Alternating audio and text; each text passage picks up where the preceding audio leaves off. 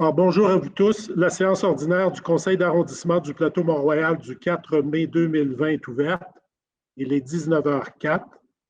Alors, je vous cède la parole immédiatement, Monsieur le maire, pour le mot des élus.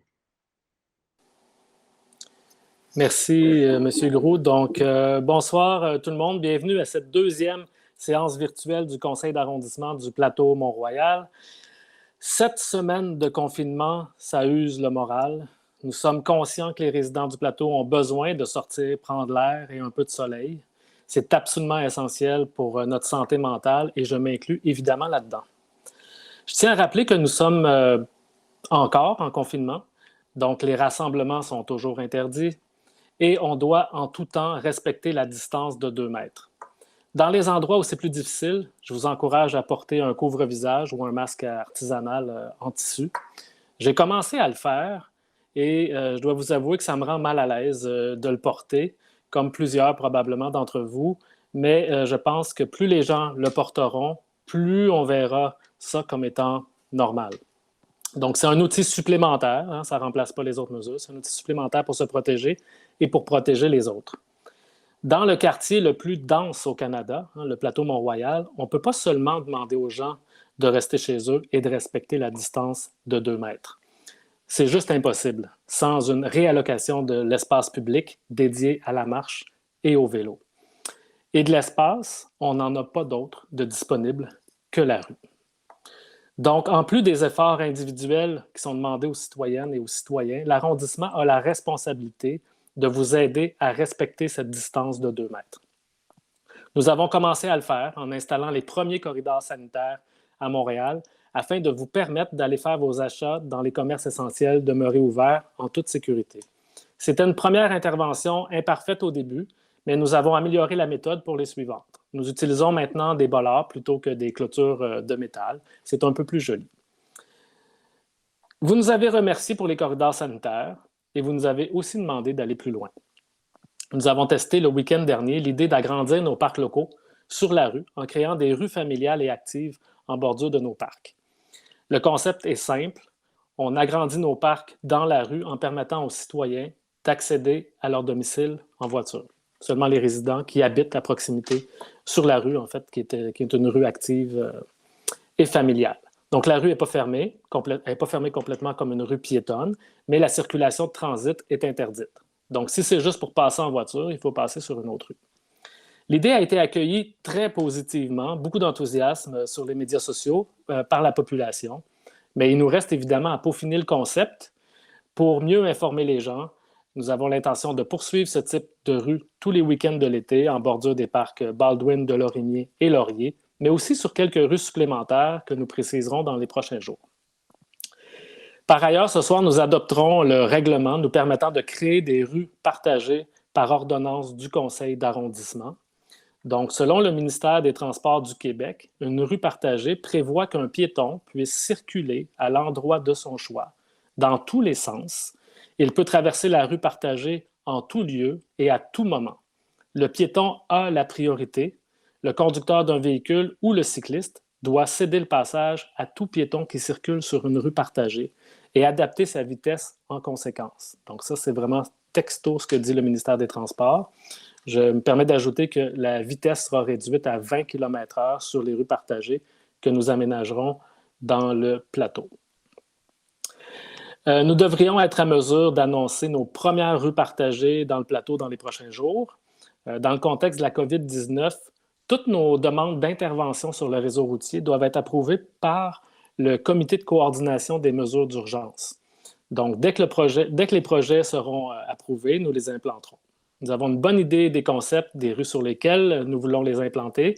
Donc, la prochaine phase sera de mettre en œuvre nos projets. Donc, malgré nos effectifs réduits, vous verrez apparaître plusieurs projets dans une rue près de chez vous d'ici le mois de juin. Le déconfinement annoncé pour le commerce de détail nous pose aussi de grands défis. Donc, alors que la gestion des files d'attente pour les quelques commerces essentiels encore ouverts, ça demeure quand même un enjeu malgré les corridors sanitaires, l'enjeu sera décuplé avec le déconfinement. Nous devons repenser nos rues commerciales dans le contexte de la COVID. Grâce à notre fonds d'urgence de 200 000 $ en partenariat avec la Caisse des jardins du plateau Mont-Royal, nous avons pu octroyer un montant de 50 000 $ à nos associations de commerçants afin de soutenir l'implantation d'un projet de livraison à vélo. Après quelques semaines seulement, on remarque que c'est dans le plateau, parce qu'il est implanté aussi dans d'autres arrondissements montréalais, mais c'est dans le plateau que ça marche le plus. Et le projet arrive déjà au seuil de rentabilité après quelques semaines. Donc, ce service est né dans un contexte d'urgence, mais il sera maintenu à long terme. Maintenant, on doit penser à l'aménagement de nos rues commerciales et c'est ce que nous avons commencé à faire, notamment avec nos partenaires de la SDC de l'avenue du Mont-Royal. La situation est difficile. Nous devons toutes et tous faire individuellement notre part pour éviter la propagation du virus et l'arrondissement doit tout faire pour vous aider. C'est ce que nous tentons de faire le plus rapidement et le mieux possible. Notre approche est d'agir maintenant et de nous ajuster par la suite car nous avons bien compris qu'il y avait urgence d'agir. Je vous remercie à l'avance pour tous vos commentaires constructifs sur les différentes initiatives qu'on met en place et je vous souhaite un bon conseil d'arrondissement.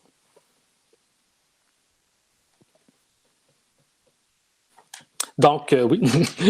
Donc, maintenant, on va faire le petit tour de table de nos élus. Donc, je commencerai par Josefina Blanco.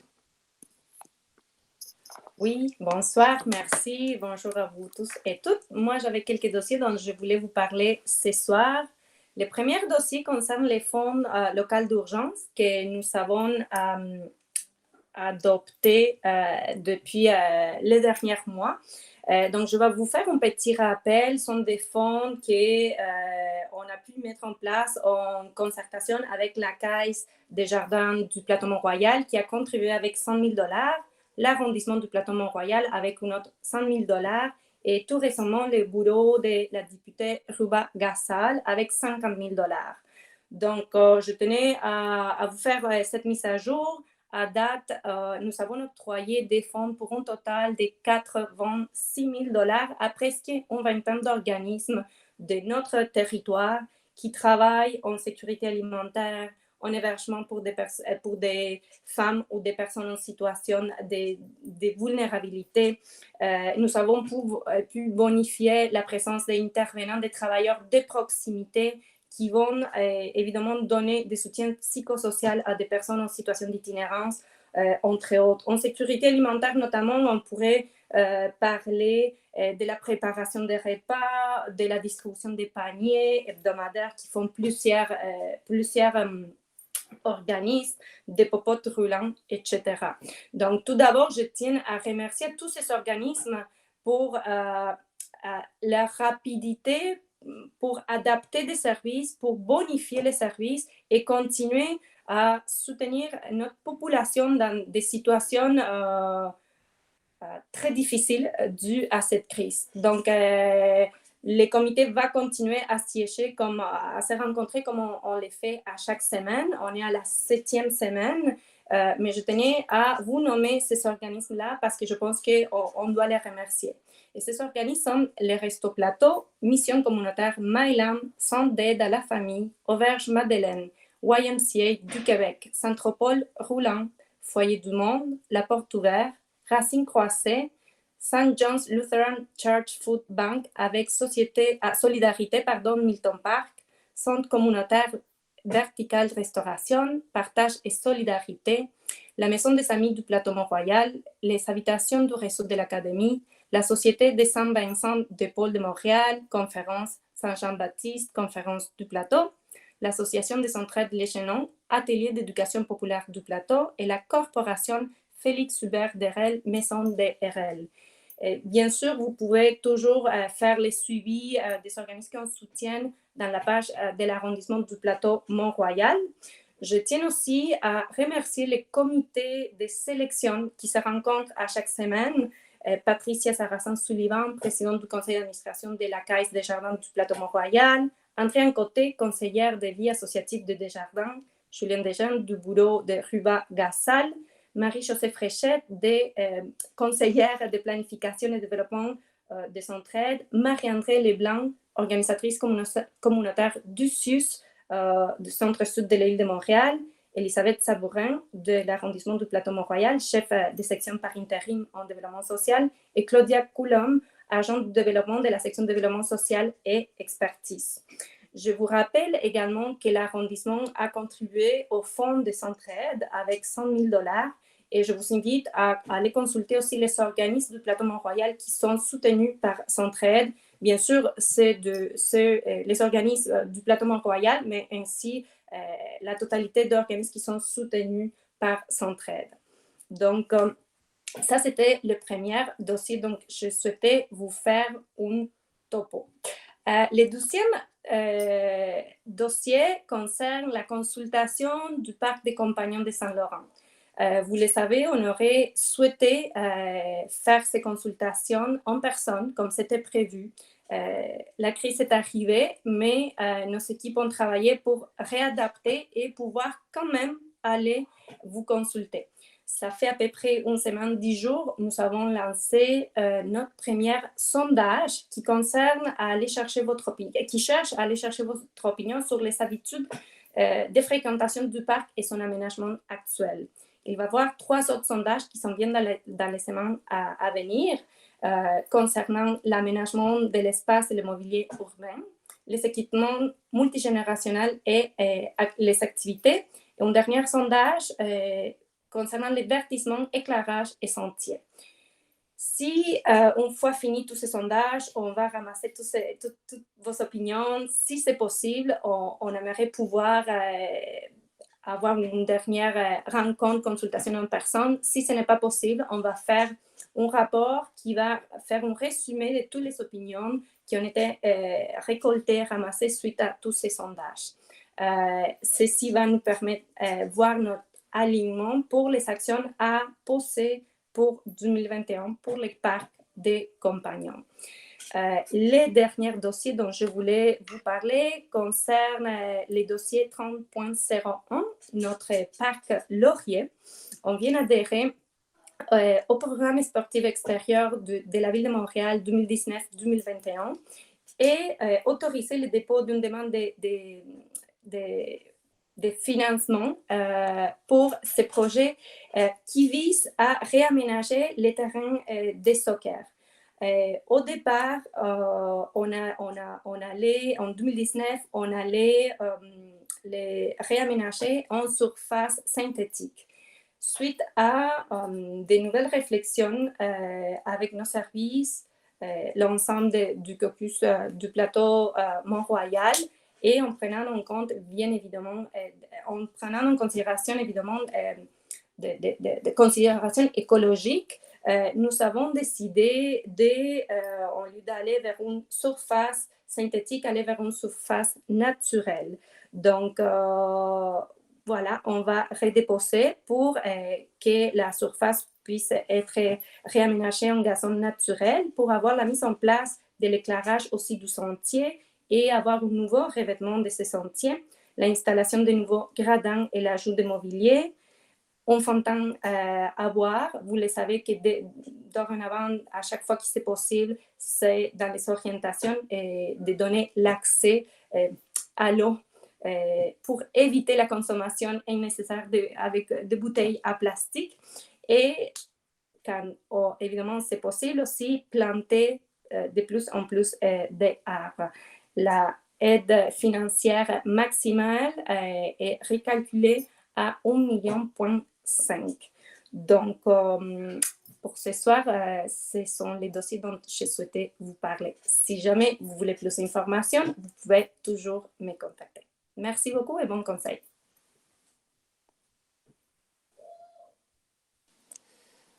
Merci, Joséphina. Donc, je passerai la parole à Richard Ryan maintenant. Oui, bonjour tout le monde. Je souhaitais vous entretenir. Bon, vous saviez qu'il y a eu les travaux concernant les locaux vacants. Il y a une vaste consultation à la Ville de Montréal. J'en parle ici parce qu'évidemment, c'est un sujet qui tient à cœur beaucoup les gens sur le plateau Mont-Royal, car les artères commerciales leur tient à cœur, puis d'autant plus d'actualité avec le contexte qu'on vit présentement. Mais il y a eu une vaste consultation qui a été faite, dont notre commission a fait entre décembre et février. Les démarches pour établir les recommandations de la commission ont été retardées par la crise de la COVID-19, mais on a repris quand même les travaux et c'est ce jeudi à 14 h qu'on fait une assemblée publique donc de la commission du conseil municipal sur le développement économique, développement urbain et de l'habitation. On fait une assemblée publique pour l'adoption des recommandations concernant les locaux vacants, concernant la vaste consultation qu'on a faite. C'est un rendez-vous que je vous donne. C'est sur le portail il y a un portail spécifique sur la commission de développement économique. Si vous faites Ville de Montréal, commission développement économique, vous allez tomber sur ça et vous allez pouvoir assister en direct à cette assemblée publique qui vote les recommandations pour les locaux vacants. Et aussi, sera en ligne, c'est un peu spécial dans le cas de la COVID, là, sera en ligne le matin même, quelques heures avant, l'ébauche de recommandations, même s'ils ne sont pas encore votés, pour se préparer si jamais vous voulez envoyer des questions avant même que l'Assemblée commence, jeudi à 2 heures, ben, vous allez pouvoir envoyer vos questions, puis on tentera de vous répondre suite à l'adoption jeudi après-midi. Merci beaucoup.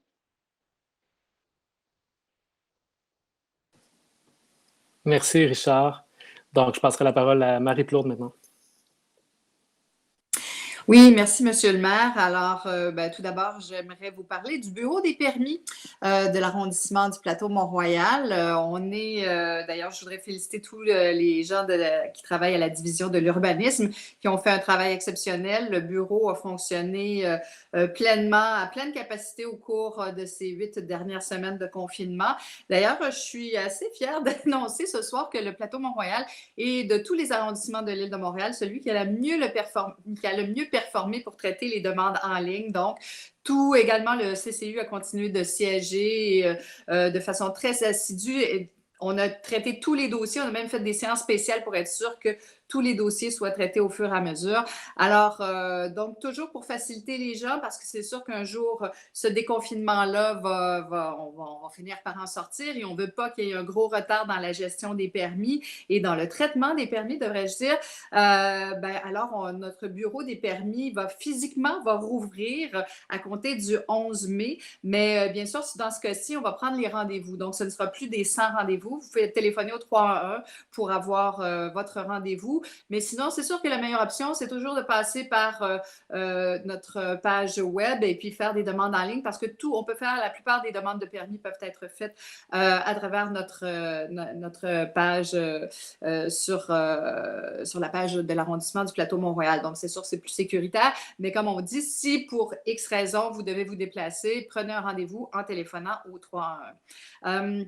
Maintenant, une nouvelle, peut-être l'avez-vous vu passer cette semaine, c'est une nouvelle que je trouve porteuse d'espoir, de beaux jours et de beaux lendemains. C'est le retour des marchés, des marchés fermiers sur l'ensemble de l'arrondissement. Vous savez que toutes ces demandes, ces gestes-là sont posés avec la validation de la santé publique.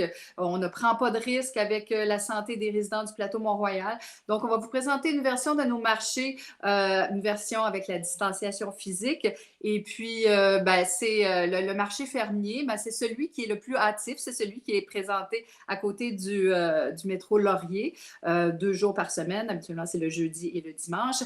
Alors, c'est celui où les producteurs sont très fidèles, sont au rendez-vous. Les producteurs aussi nous écrivent et ils ont très hâte de retrouver la population du plateau Mont-Royal et qui leur a toujours été très, très fidèle. Alors, c'est juste pour vous annoncer ça, un petit peu de lumière là-dedans. Puis on le sait qu'avec ce qui s'en vient, les jours de confinement qui ne sont pas terminés, on va se sentir peut-être plus à l'aise de faire nos courses à l'extérieur avec l'air frais, se sentir un petit peu moins renfermé. Donc, voilà, je vous invite à surveiller ça. Les dates vont paraître bientôt. Là, on va pouvoir vous soumettre les dates pour l'ouverture de nos différents marchés. Et puis, sur ça, je vous souhaite un excellent conseil. C'est tout. Merci, Marie. Alex Norris? Moi, ça va, merci, Monsieur le maire. Content que vous allez bien. Donc, je passe la parole maintenant à Marianne Giguère. Merci, Monsieur le maire. Alors, deux petits sujets. D'abord, j'imagine qu'avec le beau temps, il y en a plusieurs d'entre vous qui en ont profité, enfin ceux qui ont la chance d'avoir une cour ou un beau parterre en avant pour faire un petit ménage. Et donc, vous avez des résidus verts dont vous devez vous séparer. à regret. Et ça tombe bien, l'arrondissement est là pour ça. Donc, vous devez déposer vos résidus verts dans des boîtes en carton, des sacs en papier ou encore dans des contenants rigides réutilisables. Mais il n'y a aucun sac en plastique qui va être ramassé avec des résidus verts dedans. Et vous devez les mettre au trottoir en même temps que votre recyclage. Donc, selon l'horaire de recyclage, de la collecte de recyclage de votre coin de pays. Donc, ça, vous avez jusqu'au 4 juin. Donc, jusqu'au 4 juin, on va ramasser les résidus verts en même temps que le recyclage. Autrement, puisqu'on parle aussi de nettoyage, vous l'avez peut-être vu, bon, on a repris les activités de balai de rue, de nettoyage. Donc, les trottoirs sont nettoyés par les petits balais et l'eau sous pression, donc ça fait grand bien. Même chose pour les pistes cyclables. Et les horaires, donc, pour le balai sur les rues ont repris depuis mai.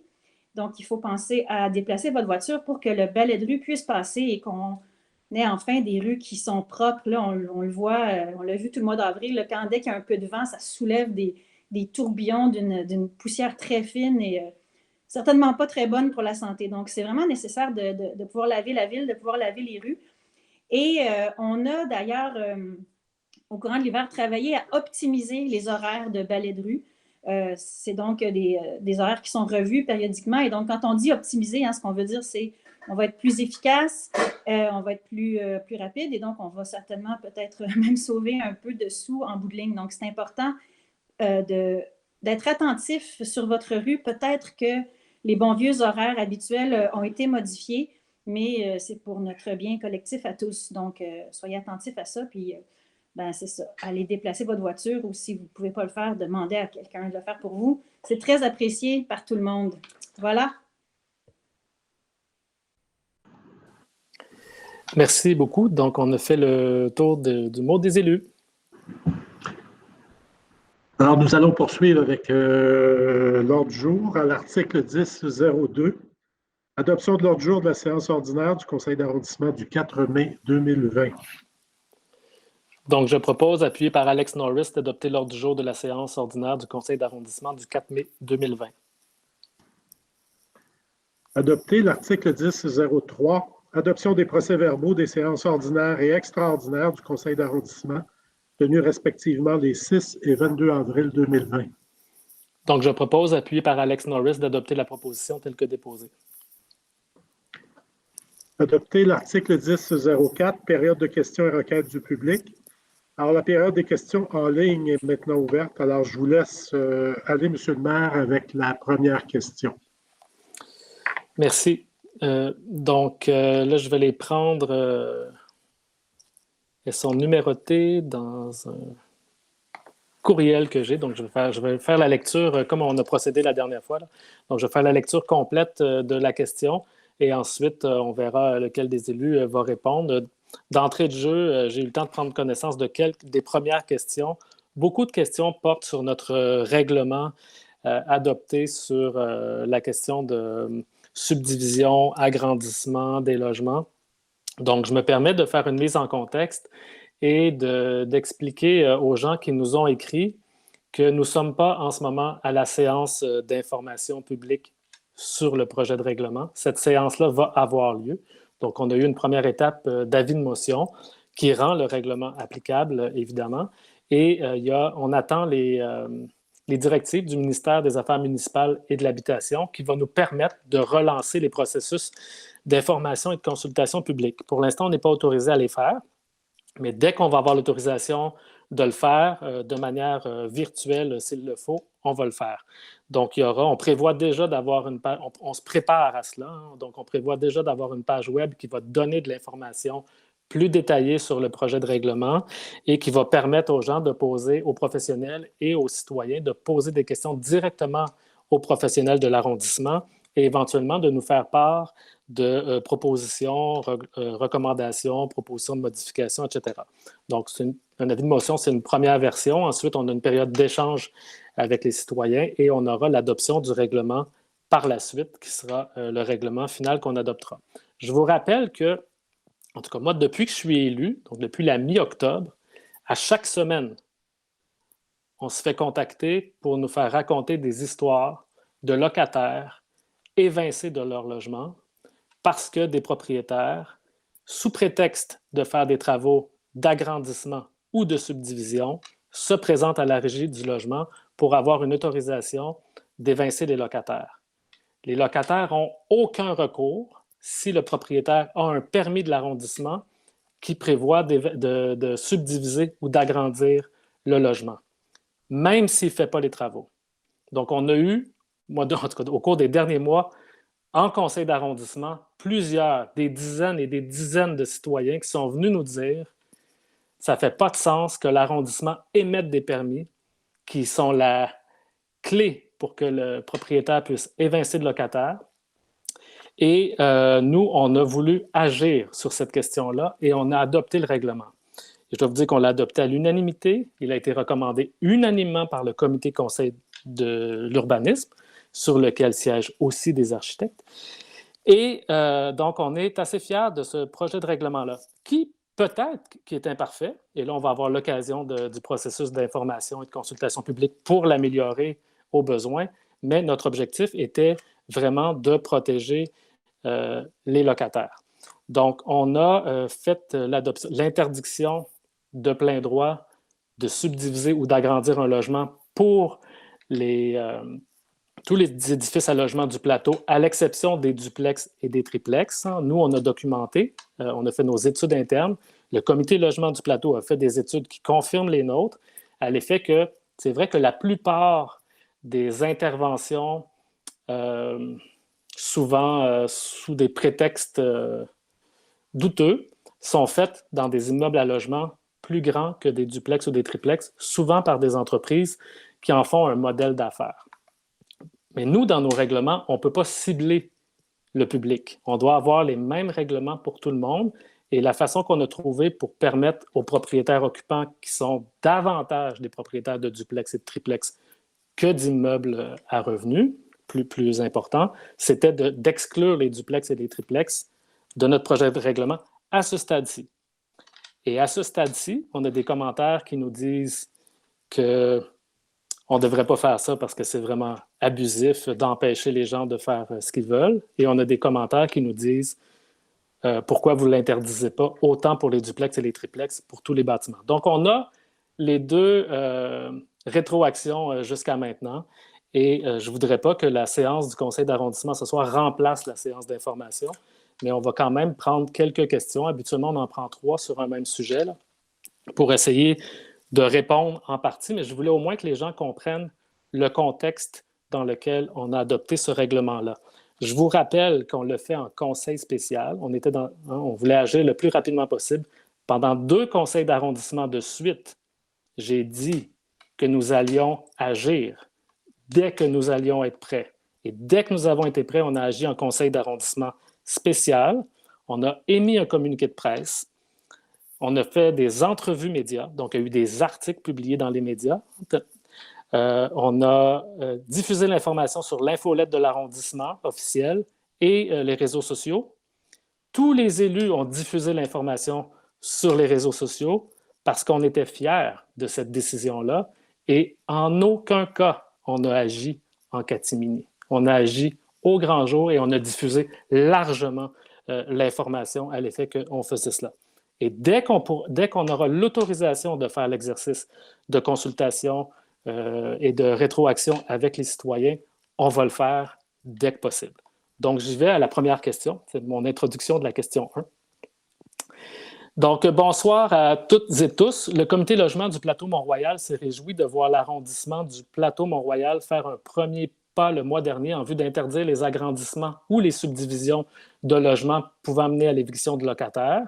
Le projet de règlement rendra plus difficile l'éviction de locataires par des propriétaires prétextant des projets d'agrandissement ou de subdivision, comme cela se faisait depuis plusieurs années sur le plateau Mont-Royal, mais des questions subsistent concernant la portée du règlement et sa mise en œuvre.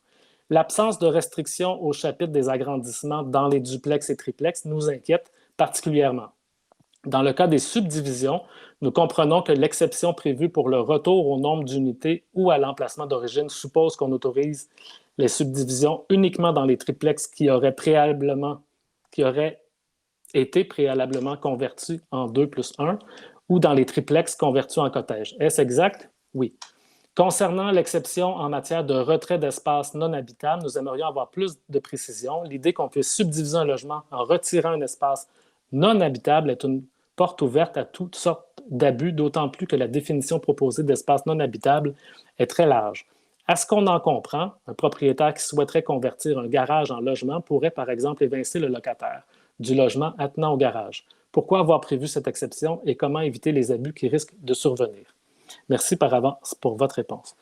C'est exactement le genre de questions, et là, il y en a plusieurs, qui sont techniques, qui doivent s'adresser à nos professionnels dans le cadre du processus qu'on doit faire, dès que possible, d'information et de consultation. Donc, juste pour pouvoir en faire quelques-unes quand même, mais sans remplacer la séance, je demanderai au directeur du développement du territoire de donner la réponse là, sur la question des espaces non habitables, mais je ne voudrais pas qu'on en fasse trop de ces types de questions-là très techniques ce soir. Donc, M. Tremblay, si vous êtes en mesure de vous connecter. Oui, bonjour, M. le maire. Donc, les espaces non habitables, on parle ici notamment des garages, des hangars qui sont souvent en arrière des habitations et qui peuvent contribuer finalement à agrandir une unité de logement et à donner une unité de logement qui est assez intéressante sans nécessairement retirer un logement supplémentaire. Donc, c'est une marge supplémentaire que l'on offre là, aux gens dans le cadre d'une amélioration de propriété. Merci. Question numéro 2, sur le même sujet. Bonjour, dans la nouvelle réglementation au sujet de la transformation des duplex en maisons unifamiliales, vous mettez une exception disant que la superficie de plancher du nouveau logement ne devra pas être supérieure à 200 mètres carrés. Étant donné que la plupart des logements dans les duplex du plateau font généralement entre 750 et 1000 pieds carrés, ce qui équivaut à environ 70 à 90 mètres carrés par étage, pour un total bien inférieur à 200 mètres carrés, il semble qu'il n'y a pas beaucoup de logements qui sont véritablement protégés par votre nouvelle loi. Ma question est la suivante. Serait-il possible d'abaisser le 200 mètres carrés à 140 mètres carrés? Bon. Cette question-là, et on va en avoir d'autres qui vont nous dire exactement le contraire. Donc, dans les questions à venir, on a choisi à ce stade-ci 200 mètres carrés. Comme je vous répète, il y aura une occasion de faire des suggestions, des recommandations, de partager vos commentaires dans un exercice spécifiquement prévu à cet effet-là sur le règlement, où il pourra y avoir des informations, des réponses de nos professionnels qui ont fait toutes les analyses qui arrivent à ce qu'on a fixé 200 mètres carrés. Je peux vous dire que 200 mètres carrés, c'est un logement famille à Montréal, on identifie que ça prend 96 mètres carrés. Donc, 200 mètres carrés, c'est 2 fois plus que la norme minimale d'un logement. On a jugé que c'était une surface qui permettrait à la grande majorité des projets de se réaliser. On voulait pas trop être restrictif, on voulait non plus pas trop avoir de logements excessivement grands. On a fixé à 200 et la discussion va s'entamer dans le cadre de l'exercice de consultation à venir dès que possible. Question numéro 3.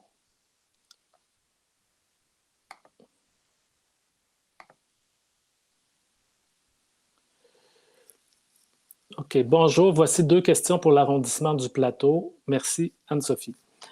Donc, c'est Anne-Sophie Schlader. Question numéro 1. Avec le nouveau règlement sur l'agrandissement des propriétés, que faites-vous pour dédommager les résidents qui ont engendré des frais d'ingénieurs et d'architectes de plusieurs milliers de dollars pour des plans d'excavation, considérant que vous n'avez donné aucun préavis, vous n'avez pas tenu de consultation publique et vous ne donnez pas de période transitoirement pour permettre à ces gens d'effectuer leurs travaux. De plus, il faut spécifier que nous avions pris la peine de téléphoner la Ville cet hiver pour connaître nos droits avant de payer pour des plans et personne ne nous a parlé de ce règlement qui allait peut-être tomber. Il y a un manque de transparence, un manque de respect des résidents et un manque de démocratie. Deuxième question, je vais répondre aux 2. Nous aimerions connaître l'avis de vos architectes et experts en urbanisme par rapport à l'agrandissement d'une propriété par le sous-sol et qui aurait plus de 200 mètres carrés. Par quel argument peuvent-ils faire un lien avec la pénurie de logements et l'itinérance? Nous trouvons ce règlement extrêmement et complètement insensé. Donc, je commence par la fin. On ne fait pas de lien avec l'itinérance. La référence à l'itinérance dans le projet de règlement, si vous le regardez bien, il y a 3 volets. Le projet de règlement, il y en a un qui est l'interdiction des subdivisions. de prendre des grands logements, les séparer en des petits logements. Il y a la question des agrandissements, donc de prendre 2 logements puis d'en faire un seul, par exemple. Et il y a la question des maisons de chambre. Donc, il y a des édifices à logement qui ont un certificat d'occupation maison de chambre, qui est souvent le dernier rempart avant l'itinérance. Et dans notre règlement, on protège les maisons de chambre. Donc, ça n'a rien à voir avec la question d'agrandissement des duplex, par exemple. Mais c'est un élément qui fait partie de notre règlement. L'avis de nos professionnels a été de fixer la norme à 200 mètres carrés. C'est l'avis de nos services professionnels et c'est ce qui a été présenté au comité consultatif d'urbanisme, qui est une instance de consultation des citoyens. Et donc, on a une recommandation et de nos services professionnels et du comité conseil d'urbanisme qui a fait qu'on a pris cette décision-là. Donc, est-ce qu'elle devra être ajustée, modifiée? Bien, on verra dans le cadre du processus de consultation. Par rapport à votre question numéro 1, bien, tant qu'un règlement n'est pas adopté, on ne peut pas diffuser l'information sur le règlement. Et je vous rappelle que le règlement empêche des projets de plein droit, c'est-à-dire que tout ce que vous avez à faire, c'est une demande de permis. Mais il permet des projets particuliers. Donc, il y a toujours possibilité de faire une demande pour un projet particulier. Et là, bien, il y a une discussion qui s'enclenche, une négociation qui peut avoir lieu pour faire accepter ou pas un projet. Donc, voilà ma réponse à votre question. Je passe à la question 4.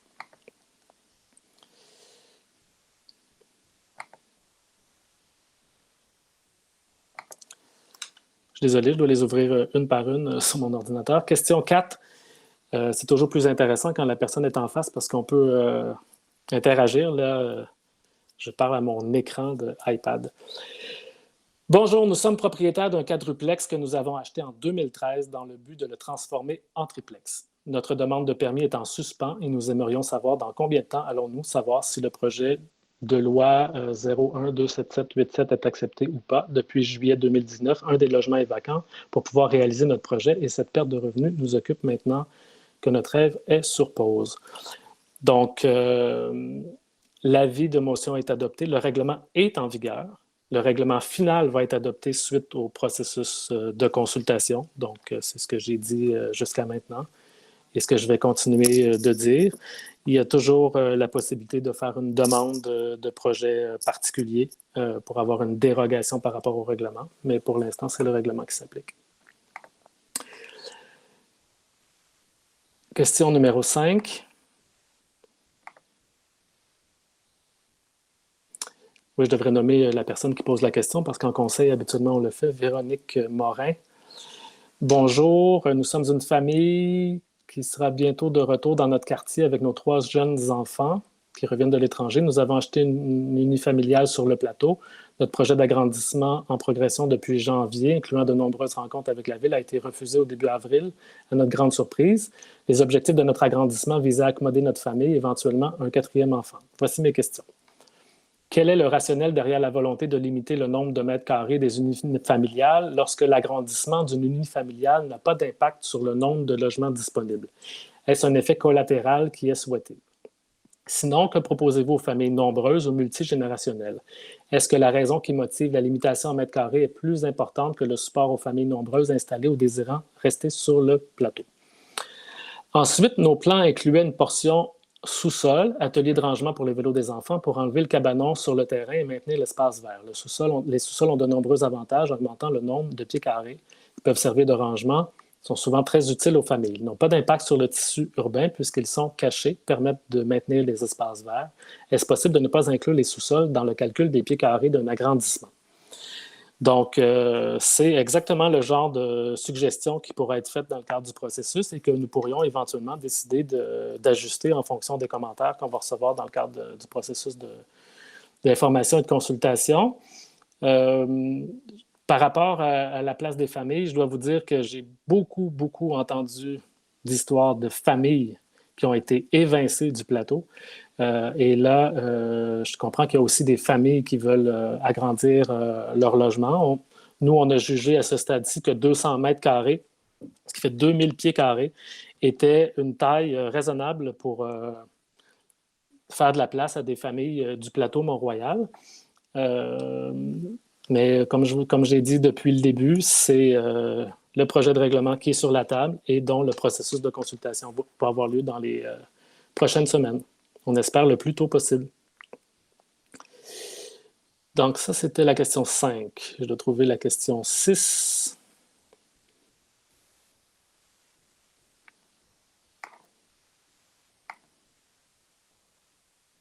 Question 6. Michel Daou. Bonjour, pourquoi l'horaire de l'interdiction de stationner a été changé sur la rue Saint-Urbain, côté Est, ce week-end? L'interdit était de 7h30 à 9h30 du lundi au vendredi et maintenant est de 6h30 à 9h30. Ce changement cause une perturbation majeure aux résidents du secteur. Encore un changement sans consultation aux résidents. Donc, on a fait Marianne Giguère le dit plus tôt, donc on a fait une réassignation ou une modification dans près de 60% des rues du plateau afin d'optimiser nos trajets de nettoyage de rue. Donc, on a presque terminé le changement de tous les panneaux. Donc, c'est sûr que les gens vont devoir s'habituer. C'est une nouvelle saison qui commence. Et dans les 2 premières semaines, il n'y a pas de contravention émise. On émet des avis de courtoisie pour justement laisser le temps aux gens de s'habituer aux nouveaux horaires qui étaient nécessaires.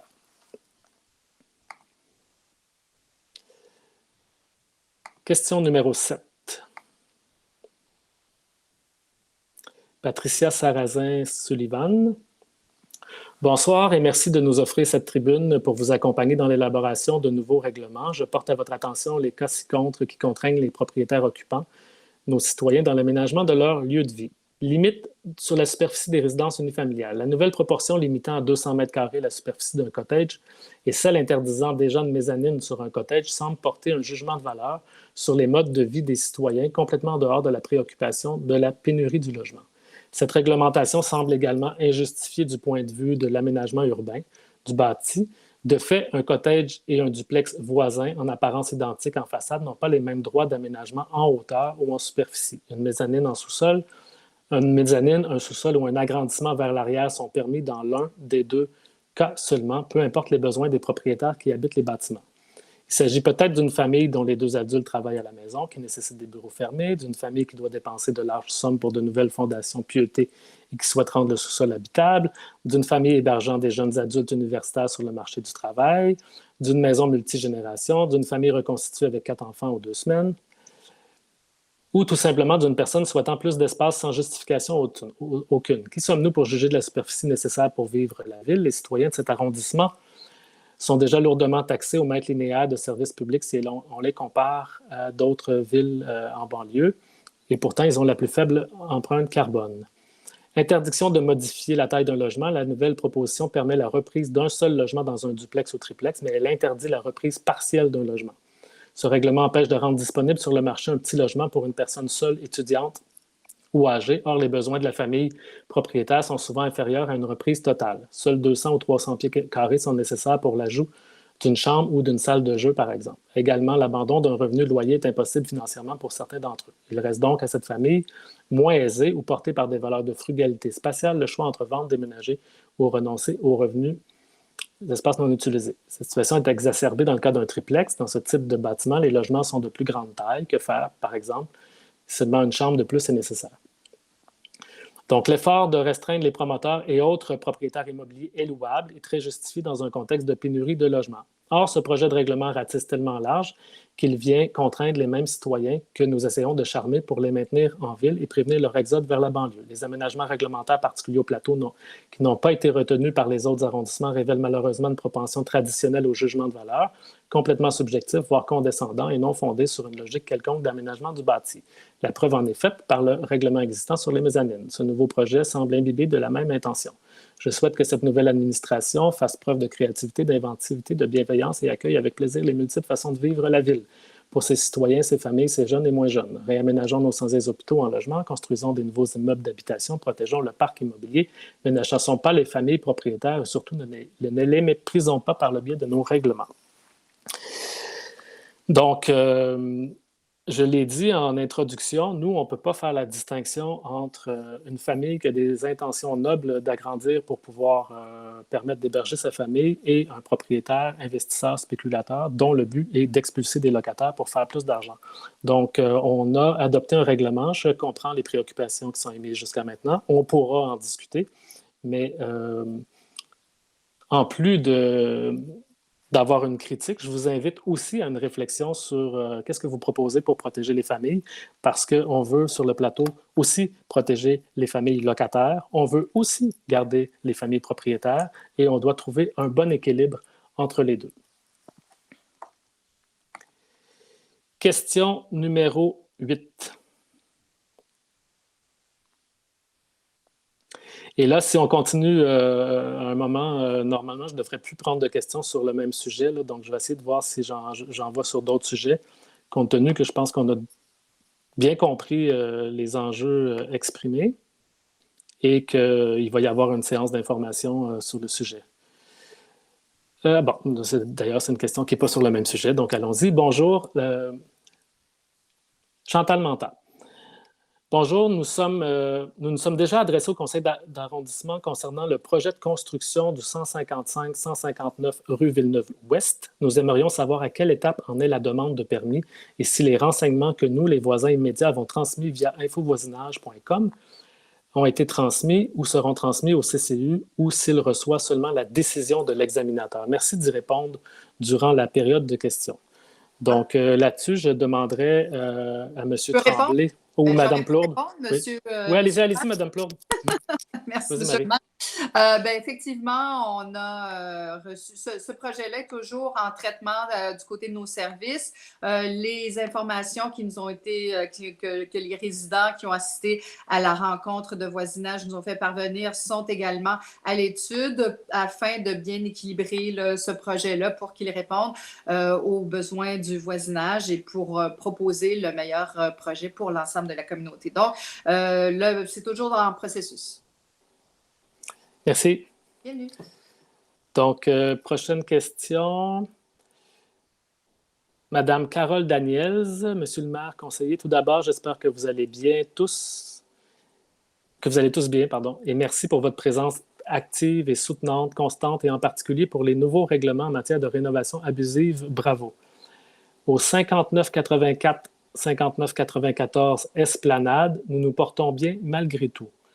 Voilà, dès leur prise de possession du Sixplex début octobre dernier jusqu'à la fin janvier, nous avons subi des harcèlements de toutes sortes de la part des récents propriétaires, un conglomérat international basé à Monaco ayant comme façade une compagnie à numéro.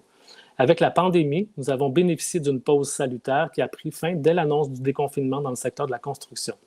Je vous épargne les détails des appels répétés d'offres farfelues visant à piéger et inquiéter mes voisins du rez-de-chaussée, utilisant comme levier l'appartement adjacent au leur, un logement entièrement rénové par le proprio précédent et vacant depuis plus de 2 ans, prêt à être habité. Un autre locataire habitant en troisième et voisine de l'autre logement vacant et habitable a aussi reçu un appel du gérant. Principalement, ils ont annoncé que dès le 11 mai, ils allaient entamer des travaux de rénovation importants dans les 2 logements. Un appel à la Régie du logement a confirmé que ces rénovations sont admissibles, mais ce ne sont pas des logements loués, ni en cours de travaux avant la COVID. Les informations sont contradictoires. Est-il possible, Monsieur le maire, que ce genre d'action soit permis en temps de confinement avec tout ce que ça entraîne et entraînerait de conséquences? Nous serons à l'écoute et attendons avec espoir une réponse raisonnable à cette situation insensée. Donc, ma compréhension, c'est que les travaux de rénovation résidentielle sont autorisés à compter du 11 mai. Donc, un propriétaire qui aurait obtenu son permis et qui a l'autorisation de la régie pourrait effectuer les travaux. Je ne sais pas s'il y a quelqu'un qui a une information plus précise sur la question à ce sujet-là. Monsieur le maire? Donc, oui, Monsieur Tremblay.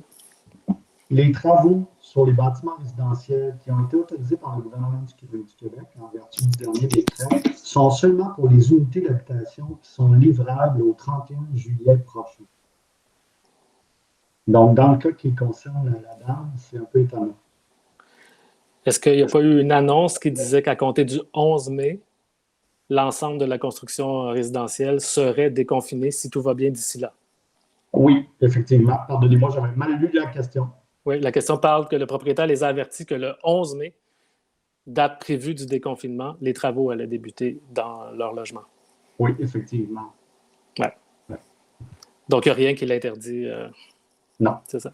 On peut quand même vérifier avec nos inspecteurs là, les travaux qui sont en cours, s'ils sont conformes à un permis émis. OK, parfait. Et on pourra faire le suivi avec madame? Oui. OK, merci beaucoup. Donc, on va vérifier ça, madame, si au moins les travaux sont conformes puis s'il y a réellement un permis. 9, 10, question 10.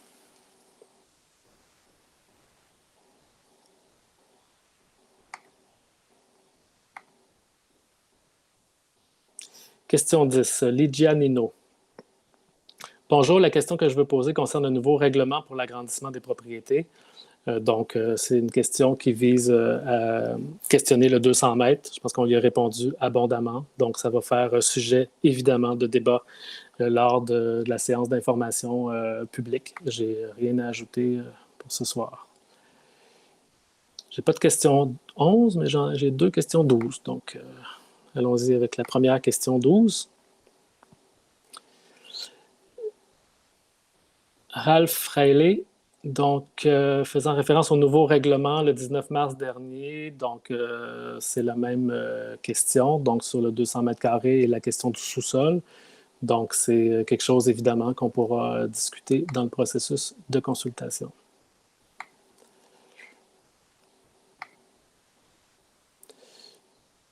Le 12 numéro 2. Peut-être Madame Nadieska Theodosiadis. Bonsoir, Mesdames et Messieurs le Conseil d'arrondissement.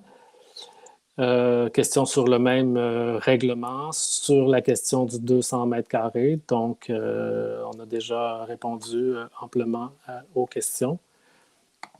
Ça ne veut pas dire que les gens sont satisfaits de la réponse, mais on a répondu à la question et il y aura un processus d'information et de consultation publique. Question 13, j'ai pas de question 13, 14.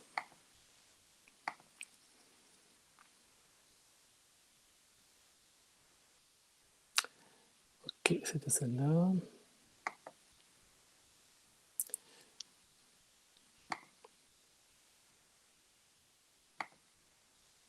Donc, M. Martin Lamarche, bonjour, je me nomme Martin Lamarche, j'habite sur la rue de Bordeaux. J'aimerais savoir si l'arrondissement du Plateau entend revoir la signalisation et l'aménagement des passages piétonniers qui ne sont pas situés à des intersections où il y a des feux de circulation ou des arrêts sur le territoire. S'il y a un plan d'aménagement, est-il possible de le consulter? Quelles mesures l'arrondissement entend prendre pour protéger les piétons aux passages piétonniers situés sur le long des tronçons de rue entre des intersections? Est-ce que Marianne serait disponible pour répondre à cette question? Oui, Monsieur le maire. Est-ce que vous pouvez la répéter, s'il vous plaît? Parce que Oui. j'ai manqué au début. Donc, c'est M. Lamarche qui habite sur la rue de Bordeaux. Donc, il aimerait savoir si l'arrondissement entend revoir la signalisation et l'aménagement des passages piétonniers qui ne sont pas situés à des intersections quand ils sont entre 2 feux de circulation. Donc, il nous demande si on a un plan d'aménagement pour ce type d'intersection-là.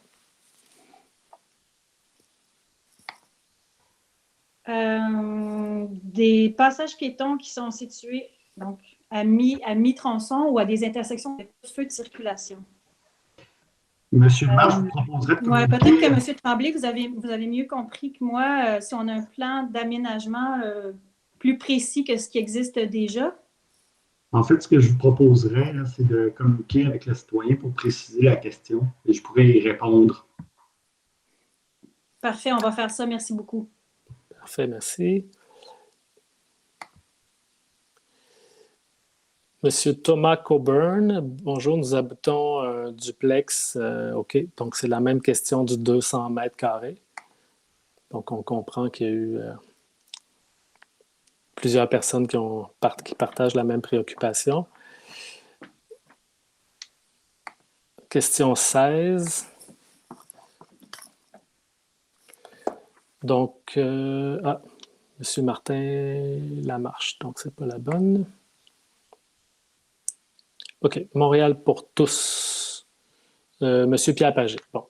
Bonsoir. J'espère que vous allez toutes et tous bien. Comme vous le savez sans doute, l'entreprise Schiller Lavie est propriétaire de l'immeuble rue Saint-Viateur abritant le restaurant Comptoir 21.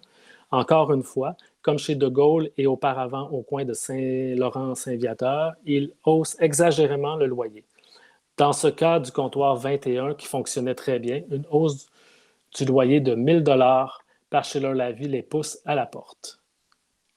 Que pensez-vous faire pour empêcher cet autre départ qui fait saigner le quartier? Donc, je pense que M. Ryan pourrait répondre à cette question. Oui, merci. Merci, M. le maire. Merci, M.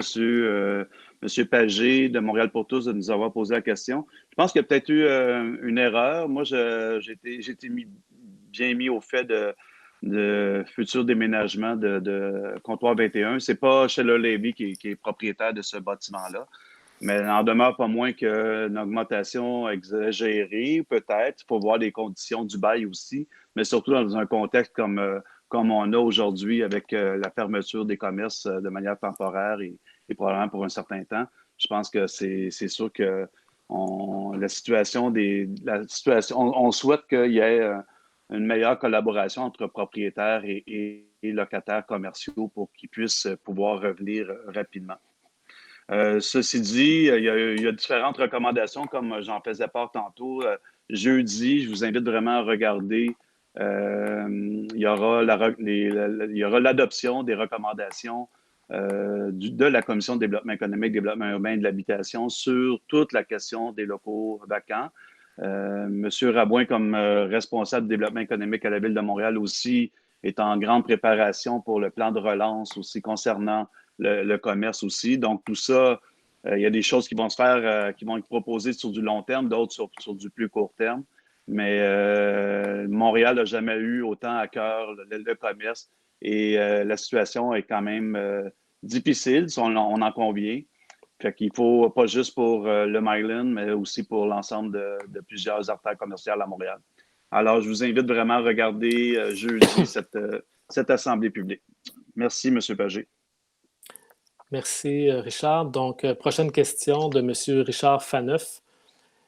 La Corporation d'habitation Porte-Jaune a des revenus annuels de 125 000 $. Nous sommes obligés de louer à des personnes à très faible revenu en vertu de nos engagements légaux avec la Société canadienne d'hypothèque et de logement et la déclaration de copropriété de Milton Park. Selon vous, pensez-vous que l'évaluation foncière devrait être 8 fois nos revenus, soit 1 million de dollars, ou 16 fois nos revenus, soit 2 millions de dollars, soit 2 millions, ou 24 fois nos revenus, soit 3 millions de dollars? Donc, en fait, peu importe mon opinion sur ce que devrait être votre évaluation foncière, on n'a pas de contrôle sur les évaluations foncières, c'est la valeur du marché. Donc, ça pose un problème pour beaucoup de monde, des propriétaires individuels, des commerçants, des organismes à but non lucratif. Je veux dire, la situation, plus l'évaluation foncière est élevée, ça n'a pas nécessairement un impact sur le locataire de cet immeuble-là. Donc, il n'y a pas de lien entre l'utilisation du local et la valeur de la propriété, parce que la valeur de la propriété, c'est un actif pour le propriétaire. C'est le système dans lequel on est. Toutefois, je tiens à vous rappeler que même si l'évaluation monte, la Ville ajuste son taux de taxation pour s'assurer que le taux de taxation ne monte pas aussi vite que l'évaluation foncière, particulièrement dans des quartiers centraux, proximité du centre-ville comme Milton Park, évidemment, les évaluations foncières sont très élevées. Donc, la seule façon de s'en sortir, c'est avec une compensation par des subventions, des programmes publics, dont la Porte Jaune reçoit aussi des subventions publiques pour l'aider à réaliser sa mission. C'est ce que je peux vous dire à ce stade-ci.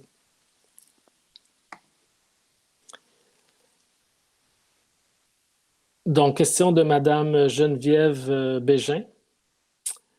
Projet de règlement, 200 mètres carrés. Pourquoi une limite de 200 mètres carrés? Donc, à suivre. Question 18. Reuven Rothman. Donc, limiter la superficie d'une maison unifamiliale. Donc, la même chose à 200 mètres carrés. Donc, comme je l'ai dit précédemment, à suivre. Je rappelle que 200 mètres carrés, c'est presque 2000 pieds carrés. Donc, ça reste quand même un logement pas complètement exigu. Mais peut-être qu'il y a un enjeu. Je pense qu'il faut qu'on puisse discuter ça, notamment sur la question du sous-sol. Ça a été soulevé à quelques fois. Donc, il faut vraiment, dès qu'on aura l'autorisation de faire la séance publique d'information, de présenter les documents, de recevoir vos questions, on va pouvoir vraiment amorcer la réflexion à partir des différents points de vue qui auront été émis et prendre une décision finale dans un conseil d'arrondissement le plus rapidement possible. Je continue. Plusieurs questions concernant le projet, la même chose, le projet de règlement. Donc, on souligne que le conseil d'arrondissement extraordinaire n'a pas duré longtemps. Le conseil d'arrondissement n'a peut-être pas duré longtemps pour la décision, mais on a travaillé plusieurs semaines avant d'arriver à ce projet de règlement, qui est peut-être imparfait. Donc, on aura l'occasion d'en rediscuter. C'est pour ça qu'on fait des processus d'information et de consultation. 20. Même question, donc Stéphanie Bodini sur le 200 mètres carrés. Donc, 21. Je pense que c'est la dernière. Non, il y en a 2. René Mayotte, ma question porte sur le projet de règlement, donc le 200 mètres carrés.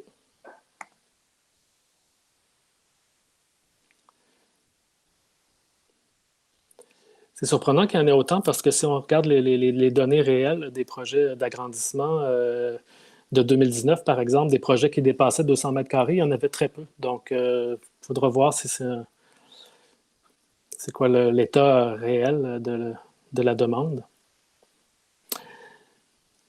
21, donc la dernière. Madame Manuelle Croft, bonsoir, Monsieur le maire, élu. Mon intervention porte sur l'usage du parc Baldwin pendant la période de distanciation sociale. En premier lieu, j'aimerais vous féliciter. J'ai pu constater l'excellente initiative de l'arrondissement de donner la priorité aux piétons cyclistes et aux jeux sur la rue Chapelot, adjacente au parc Baldwin.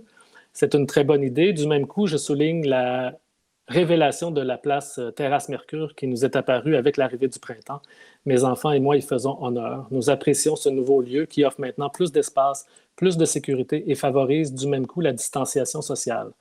Enfin, veuillez voir l'image jointe. La partie nord-ouest du parc est fermée. Je comprends que cette fermeture vise les modules de jeu et les installations sportives où des équipes se regroupaient pour jouer. Cette dernière fin de semaine, des familles et des personnes seules ont transgressé la règle de fermeture tout en faisant preuve de bon sens. Ils ont accédé à la section fermée et ont utilisé des lieux pour pique-niquer, jouer, faire du yoga. Pendant ce temps, à l'extérieur de cette section fermée, un citoyen agressif a invectivé et menacé une personne qui se trouvait à l'intérieur. L'individu souhaitait faire respecter la règle imposée par l'arrondissement. Par la suite, les policiers sont venus et ont expulsé les citoyens et les familles et refermé l'accès au parc avec des rubans. Je comprends l'intention, toutefois, je crois qu'il y a lieu de remettre en question cette décision qui n'atteint pas l'objectif. La fermeture du secteur nord-ouest prive les citoyens d'une large proportion du parc et d'une grande superficie gazonnée qui pourrait, comme pour les rues protégées, favoriser la distanciation sociale. Aujourd'hui, j'adresse au Conseil cette demande. La section gazonnée, habituellement réservée pour le soccer, peut-elle être réouverte et rendue accessible aux personnes seules et les familles qui souhaitent en faire usage pour pique-niquer, jouer ou s'activer tout en respectant les règles de distanciation sociale et de bon sens. S'il vous plaît, j'ai confiance que les parents continueront à faire respecter l'interdiction d'utiliser les modules de jeu. J'ai aussi confiance que vous saurez encore une fois faire preuve de leadership et de bon sens. Donc, effectivement, c'est une préoccupation que nous allons traiter, que nous allons discuter et saisir le comité de coordination des mesures d'urgence parce que d'un côté, on doit ouvrir la rue parce que les gens manquent d'espace. D'un autre côté, on a des plateaux sportifs qui sont fermés. On comprend que ce qu'on ne veut pas, c'est qu'il y ait des sports d'équipe et que les gens se côtoient, mais c'est de l'espace qu'ils pourraient utiliser autrement, exactement comme vous le décrivez. Donc, c'est une excellente suggestion et nous allons voir comment on peut y donner suite et comment on pourrait arriver à rendre cet espace-là disponible sans que ce soit pour des sports d'équipe. Ça fait le tour, à moins que j'ai... Ouais, ça fait le tour de la période de questions. Alors, très bien, M. le maire, nous allons poursuivre avec l'ordre du jour. Nous en étions à l'article 10.05, période de questions des membres du Conseil. À l'article 20.01, autorisation d'une dépense de 436 097,88 $, taxes incluses, pour un mandat de service professionnel en gestion et surveillance de travaux pour la firme CIMA+, conformément à l'entente cadre 132-68-74. Donc, je propose, appuyé par Alex Norris, d'adopter la proposition telle que déposée. Adopter l'article 20.02, octroi d'une contribution financière totalisant la somme de 3 000 $, taxes incluses, à les Amis du champ des possibles pour la distribution des végétaux de l'arrondissement. Donc, je propose, appuyé par Richard Ryan, d'adopter la proposition telle que déposée.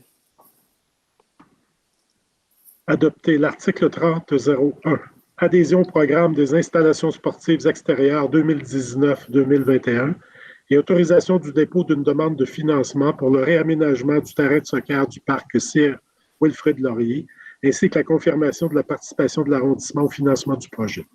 C'est le projet qui a été discuté plus tôt par Mme Blanco. Donc, je propose, appuyé par Josefina Blanco, d'adopter la proposition telle que déposée. Adopter l'article 30.02, affectation du surplus de gestion de l'arrondissement du Plateau-Mont-Royal pour l'exercice 2019. Oui, donc on a quand même une bonne nouvelle parce qu'on a un surplus assez important pour le dernier exercice et les gens ont peut-être vu dans les médias qu'on a un exercice on a un enjeu, il y a une pression importante avec la crise de la COVID sur les finances de la Ville de Montréal et des arrondissements. Donc, on nous demande un effort très important cette année.